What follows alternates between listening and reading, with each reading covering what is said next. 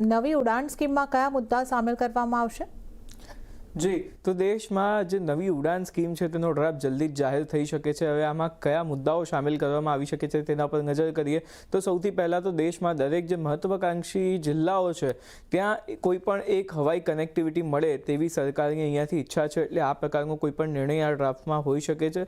સાથે દરેક જિલ્લામાં ઓછામાં ઓછું એક એરપોર્ટ અથવા તો હેલિપેડ હોય તેવી પણ અહીંયાથી સરકાર જે છે તેવી એક ઈચ્છા દર્શાવી રહી છે. સાથે જ ખાસ કરીને પર્વતીય રાજ્યો જે છે અને પૂર્વોત્તર તરફના જે રાજ્યો છે તેના પર પણ આ જે ડ્રાફ્ટ છે તે ફોકસ કરશે અને આગામી 10 વર્ષમાં નવા 120 ડેસ્ટિનેશન ઉમેરવાનું સરકારનું જે છે તે લક્ષ્ય છે.